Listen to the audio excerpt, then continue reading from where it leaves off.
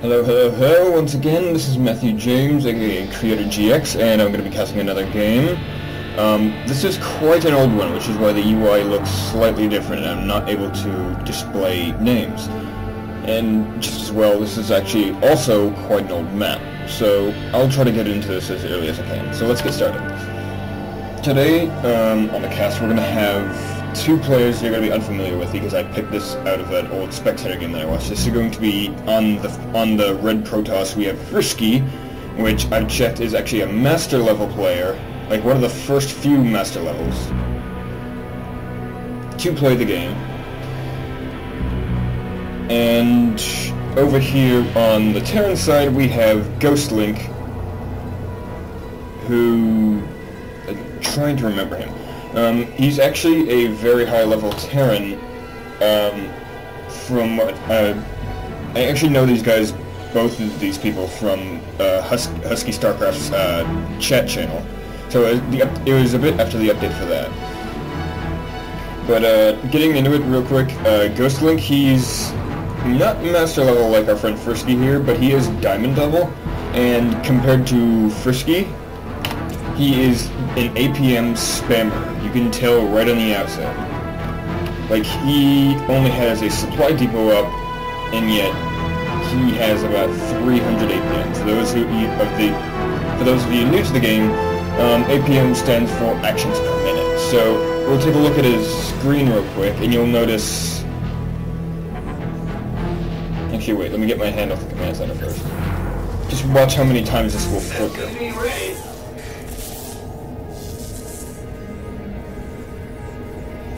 Oh yeah, also, early scout going in, able to see a bit of the base before it goes in, but now that probe is locked, and he's not going to be able to get out.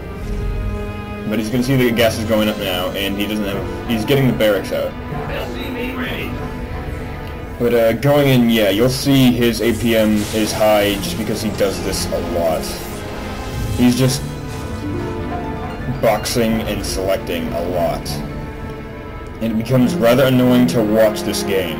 In fact, like, I was here with a couple of other people, like, right here, and it was annoying as all hell to watch. But, well, okay, we'll stand with it. He's a diamond level player. I suppose that's how we got here in the first place. Not judging.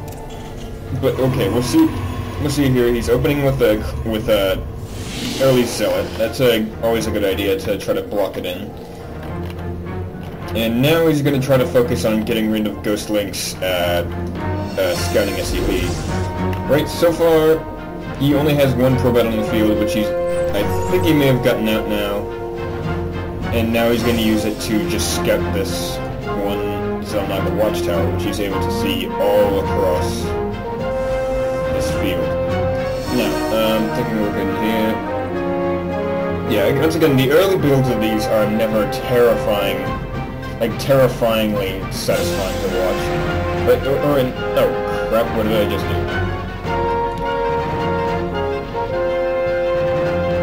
You didn't see that. In fact, I really need to get this one.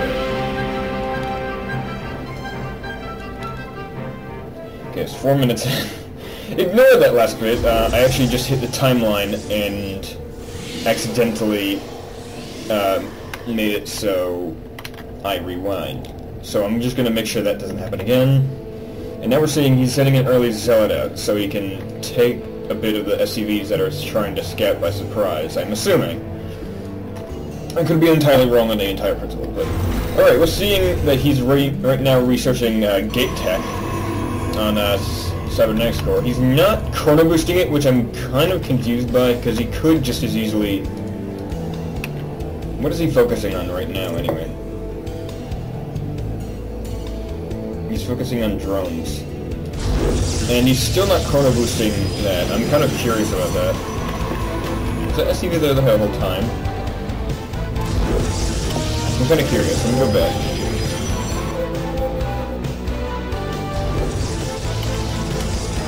How far back was that thing there? Yeah, it was here for a while. I guess it's a little niche that... And I think he's just trying to avoid the Dragoon. Dragoon! It's not Brood War, Max! But yeah, we're seeing there's no chrono going on the outset yet, even though this would make it much faster. We're seeing he's saying an early Stalker and Zealot force, and I'm pretty sure he's aware of it. But let's take a look at his vision just to see if he's aware of it. He is not aware of it. He does not see it at all. Now, he will in just a moment. Here it comes. There he goes.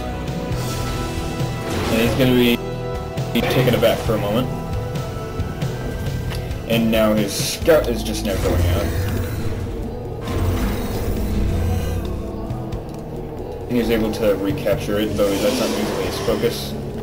He's chrono boosting out his observer, which is always a good idea. Is that what he's saving it for? He still has plenty of energy. But again, he's master, so I'm not really gonna know what the hell. Like, I'm not even in bronze yet, because I'm such a puss. Okay, now he should be getting warp gate. He should be getting warp gate.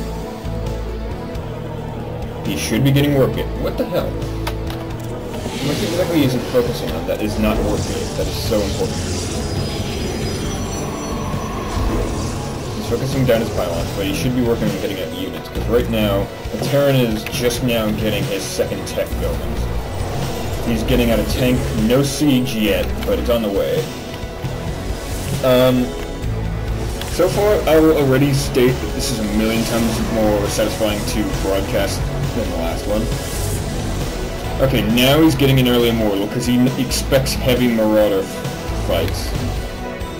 But this is only the one Immortal. And how he uses it, you will enjoy. He's now getting out the warp gate. This is actually a very bad idea, to get it out so late. And you'll realize later on that it's also a bad idea to go for Zealots instead of Stalkers. But you'll see what he's about to use it with. He's gonna get an early Colossus at the 8-minute mark, and he's gonna use this phase prism to do a little harass. He's not aware of the phase prism, I'm pretty sure. Let me go back a bit. He gets a scan down from his ops here, but I'm not sure he's aware. Not sure if he's aware of the phase. Oh, he does catch a glimpse of it, but I'm not sure if he actually saw it. Yeah, ignore the pinging, the people in the spectator chat who are watching. Okay, we're about to see this go into the front lines. I really should stop doing that. I'm sure that's annoying as hell to everybody. We'll check the Harvester count, actually. He's actually slightly ahead in Harvesters. When I say slightly, he's only one ahead. But he's just now getting a second, so that's okay. And now he's using each glimpse of the phase prism. And now he thinks it's gone because it's a failed attempt. But actually, let's see if he actually killed off any of it. No, he does damage to some. Okay, we'll actually take a look at this. He kept just the minute he moves it out, and he has stem. He's just not ready to use it yet because he hasn't got his medevacs out. His medevacs out. I just now noticed that. The heart symbol. And once again, he's using it to harass, and he's actually getting some hits off. He's now slightly ahead. Taking a bit of hit there, but nothing past the shield. And now he's just now getting his second, which is a bit late compared to his opponent, but for Protoss, it edges out.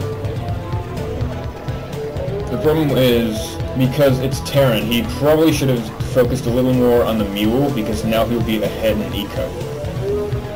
That Mule is able to mine much greater yield than the SCVs around it, so... Oh! The minute it goes down too, like he's able to do that harassment. But now his units are completely out of position. They're all the way over there. He's gonna have to send that one Marine down to catch glimpse. I don't think he's aware that this... Actually, let's take a look. Yeah, he's completely unaware of the... Oh wait, that was kind of cool. It like faded into existence. That's awesome. Yeah, this is GhostLink's vision. He's completely unaware. He's aware that the phase prism is still hanging out there. I think he knows he's just going to use it to harass. But he's not aware that he's using all his APM to manage up this big force here. 3 Colossus and a few Stalkers. Probably not a good thing to, you know, push out with. But this is actually really early in, and this is really, really good. Right in, we don't have siege range yet. But he's going to do a timing push right when that happens. And now he's made aware of it. He's aware that he sees 3 effing Colossus. But in the meantime, to distract him, oh shit! My base is under attack! What am I to do? I know! I'm gonna... Okay, this is actually pretty epic.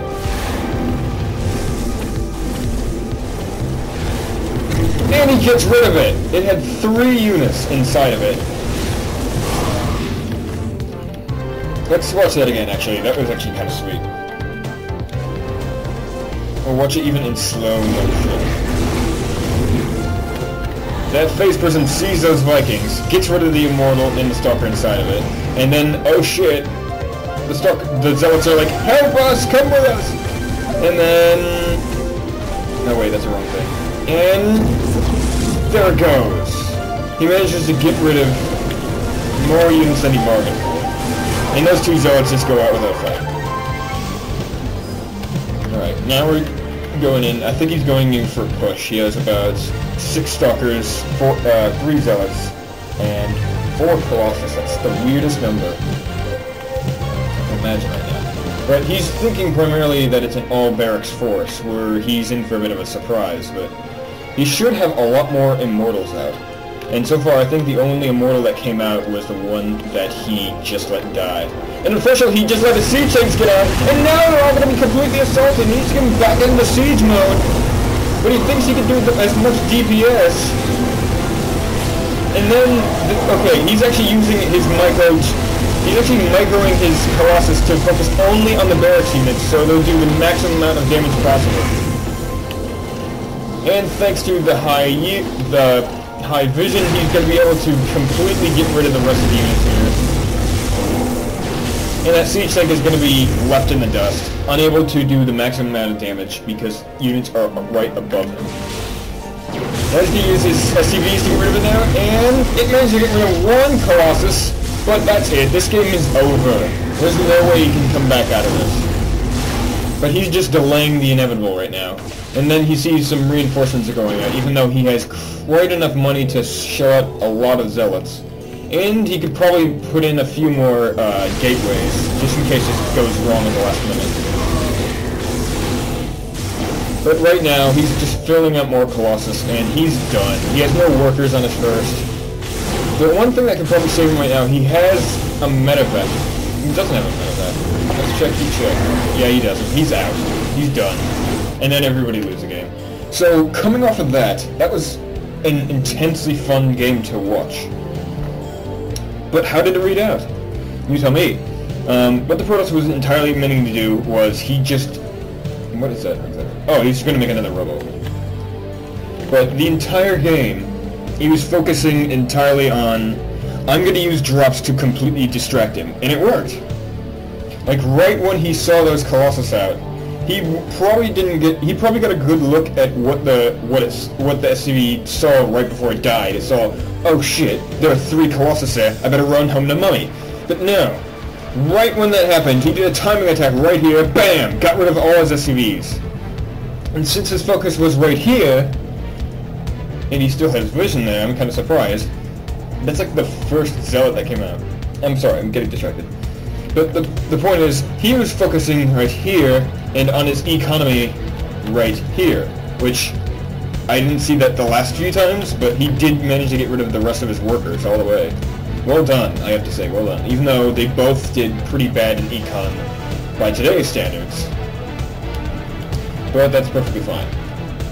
What we're focusing on entirely is, or perhaps he's just waiting to scan, I'm not sure. No. He's just really bad using mules. I'm kind of curious, because it says he actually had... I'm getting distracted. The point is, his focus was all up in here when this drop happened and killed almost all of his SCVs. The problem was he didn't count, the Protoss, Frisky, didn't exactly count on there being Vikings out. What he should have done then, can we actually go back? Actually, I think we can. Let's actually try to find that one play. Yeah, we're seeing... makes a few aggressive drops. He thinks none the wiser. Like, about when... he still does much damage. He probably could have gotten rid of the Zealots and done just fine. Okay, now is about when he wants to catch a glimpse of that. I don't think he's fully aware of when this happens. I think it's a stem because he wants to use this as a scout. But what he doesn't realize is that this happens. In fact, let's see if he's... Oh!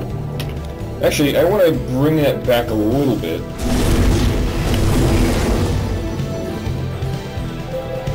It may have been timing or just luck, but let's check it out. The focus is right here on his tanks, and he was scouting at that moment. So he's using that as an entirely different distraction. Oh my goodness, I completely underestimated Frisky. He used that drop as a means. I don't think he was completely aware that that scout was going out, but he does have the...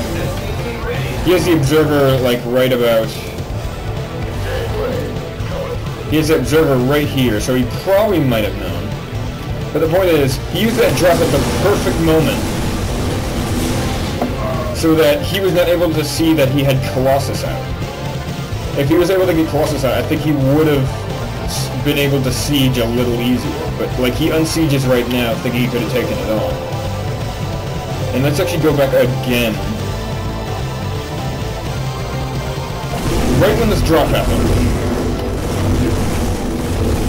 Yes, we see it's doing a lot of damage, and it's focusing mainly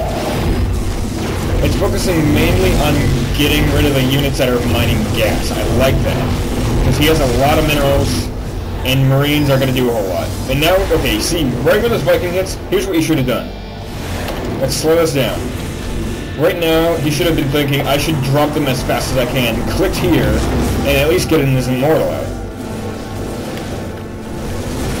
But instead, what happened was he just let it die because I think his focus was elsewhere. In fact, let's take actually a quick look. I just want to analyze this real quick. Because right now, he had the better amount of positioning in this entire matchup. Like, and this all could have been solved for the Terran if he just put a missile turret or a what is it called? A sentry turret. I know that's probably not exactly what it's called, and I apologize if you heard that.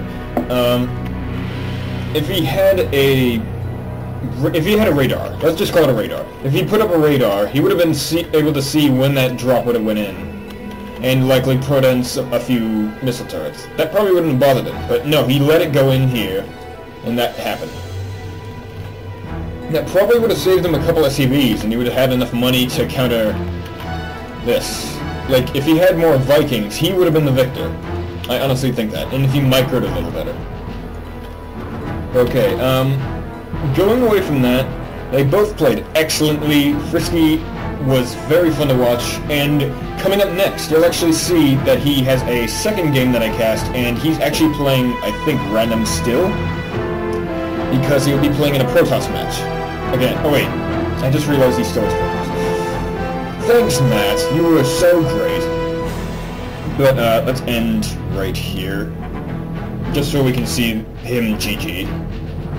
Once again.